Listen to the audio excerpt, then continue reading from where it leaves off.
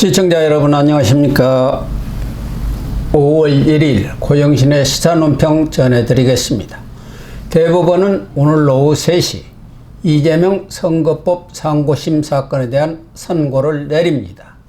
대법원이 지난달 28일 사건을 접수한 지 34일 조희대 대법원장이 전원 합의체에 회부한 지 9일 만에 초고속 선고가 내려지는 것입니다.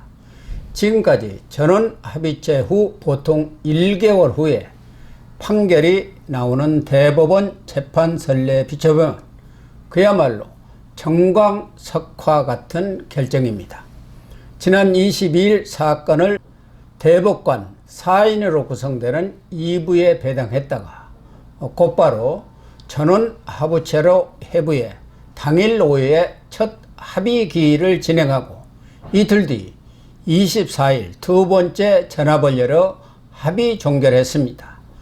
그러니까 천대 법원 행정처장과 중앙선관위원장을 맡고 있는 노태학 대법관을 제외하고 12명의 대법관들이 겨우 두 차례 논의한 후 합의를 마치고 판결문 작성에 들어갔다는 얘기입니다.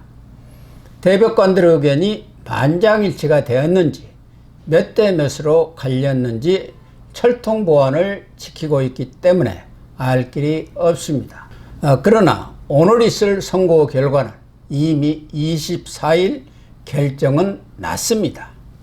이런 신속한 결정은 조희대 대법원장이 취임 이후 강조한 선거법 사건의 경우 633 원칙 준수, 신속 공정한 재판 의지를 실천하고 본격적인 대선 레이스가 시작되기 전에 이재명 사건을 매듭지어 혼란을 최소화하려는 의도가 있지 않나 생각이 됩니다. 사건 자체가 단순 명료한데도 1, 2심이 무려 30개월이 걸렸습니다.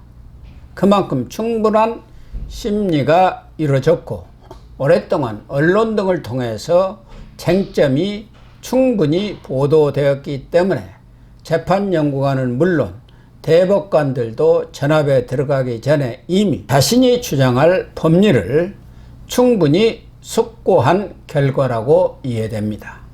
어느 경우든 오늘 대법원 선고는 이재명 개인의 정치적 운명을 좌우하는 차원을 넘어서 정유 최후 보루인 대법원의 위상까지도 좌우할 변곡점이 될 역사적 판결이 될 것이 분명합니다. 한 달도 안 남은 대선 판대에도 심대한 영향을 미칠 것은 불을 보듯 뻔합니다. 재판장을 맡고 있는 원칙주의자 조 대법원장의 단호한 의지가 과연 어떻게 반영되어 표출될지 정치권은 물론 모든 국민들의 초미의 관심사가 아닐 수 없습니다. 현재로선 대법원이 선택할 카드는 여러 차례 말씀드린 것처럼 세 가지입니다. 대법원이 직접 형량을 정해서 판결까지 내리는 파기 재판은 좀 어렵지 않겠느냐는 것이 대체적인 법조계의 시각입니다. 검찰의 상고 기각이냐 아니면은 유죄 취지 파기 환송이냐를 놓고 전문가들 사이에서도 의견이 팽팽하게 갈리고 있습니다. 국민의힘과 보수파는 대법원이 파기 재판을 통해서 이재명을 아웃시켜야 한다는 강력한 요구와 기대를 갖고 있습니다. 그러나 최근 10여 년 동안 대법에서 파기 재판한 전례가 없고 무엇보다 직권이 유력한 대선 주자를 대법관들이 출마 자체를 박탈하는 판결을 내리기에는 정치적 부담이 너무 크다는 입장입니다. 특히 항소심이 형량을 정하지 않고 무죄를 내렸는데 법률심인 대법에서 형량을 정하는 것은 무리라는 주장도 있습니다. 파기 재판으로 100만 원 이상 벌금이 선고되면 이재명은 출마가 불가능합니다. 재판연구관 출신 이충상 변호사는 대법원이 파기 재판을 통해서 사건을 깔끔하게 매듭지어야 한다고 주장하고 있는데요. 파기환송을 하게 되면 고법에서 형량을 정해 유죄 판결을 내려야 하고 다시 대법원에서 최종 확정하는 과정을 거치면 대선 전 확정 판결은 어려울 뿐만 아니라 그 과정에서 많은 정치사회적 갈등을 겪을 가능성이 크다는 것입니다. 그래서 대법원이 하급심인 고등법원 재판부 3명의 판사에게 부담을 떠넘길 것이 아니라 12명의 대법관이 무죄든 유죄든 책임있게 매듭을 지어야 한다는 것입니다. 그래서 가능성이 높지는 않지만 파기 재판도 완전 배제할 수는 없습니다. 가장 높게 보는 것은 파기 환송입니다. 앞서 얘기한 것처럼 유죄 취지 파기 환송을 하면은 대선 전 확정 판결은 소송 절차상 불가능하다고 합니다. 그렇게 되면 대선 이후 재판이 계속되는지 여부가 큰 논란입니다. 이재명 측은 대통령으로 당선되면 헌법 84조 불소추 특권에 따라서 당연히 재판이 중지된다는 것이 다수설이라고 벌써부터 못을 받고 있습니다.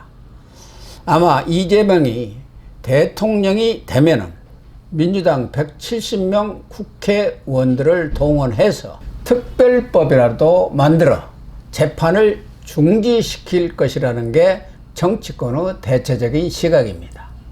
조 대법원장이 헌법 전문 재판 연구관들로 TF를 구성해서 관련 연구를 지시했다는 보도가 나온 것을 보면 대법원이 미리 대선 전에 이재명이 받고 있는 5개 재판의 개송 여부에 대한 입장을 밝힐 것으로 예상하고 있습니다. 아무튼 파기환송이 이루어지면 이재명의 대선 출마에는 문제가 없겠지만 대선 행보에 커다란 걸림돌이 될 것은 분명합니다. 세 번째, 검찰의 상고를 기각해서 무죄 선고를 내려 이재명에게 면죄부를 줄 것이라는 견해도 만만치 않습니다. 그렇게 되면 이재명은 사법 리스크를 털고 대선 가도에 탄력을 받을 것입니다. 1심은 징역 1년에 집행유예 2년의 유죄 선고를 내렸고 상급심인 2심은 무죄를 내린 상황에서 어느 쪽의 손을 들어주느냐만 남았습니다. 대법원이 2심의 법률 적용에 문제가 없다고 판단해 무죄를 선고해 선거법 논란의 종지부를 찍고 조직도 보호할 판결을 내릴 것이라는 시각도 강합니다. 물론 대법원이 무죄 선고를 내리기 위해 이렇게 서두를 이유가 있느냐? 오히려 대선 후보 등록 10여일 전에 유죄 선고를 내려 민주당이 후보 교체 등 혼란을 수습할 시간을 주기 위해 선고일을 빨리 잡았다는 반론도 있습니다. 어느 경우든 만약 무죄 판결이 내려진다면 대법원마저 범죄자 이재명의 권력 앞에 머리를 숙이고 양탄자를 깔아줬다는 혹독한 비판을 면치 못할 것입니다.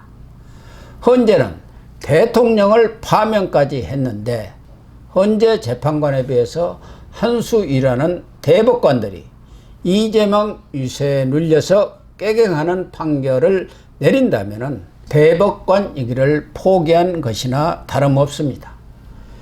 조희대 사법부의 신뢰는 땅에 떨어지고 사법 흑역사, 법치에 조정이 울리는 셈입니다.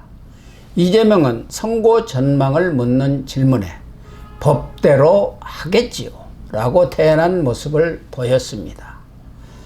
박지원 의원 말대로 무죄를 확신한 때문인지 권순일, 김동연, 최은정, 정재호, 유창훈 판사, 그리고 문영배, 이미선 전 재판관과 같은 빨대를 꽂아 놓았는지 알 길은 없습니다.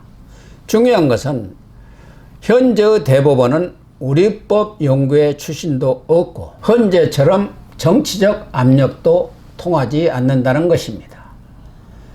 법대로라는 이재명의 말대로 대법관들이 법리와 증거, 양심, 상식에 따라 판결을 내려달라는 것입니다. 이재명이 또 법꾸라지처럼 법망을 빠져나갈지 아니면 추상 같은 법의 심판을 받고 꼬꾸라질지 오후 3시에 선고를 생중계 방송한다니 조희대 대법원장을 믿고 지켜보도록 하시지요. 방송 마치겠습니다. 시청해 주셔서 감사합니다.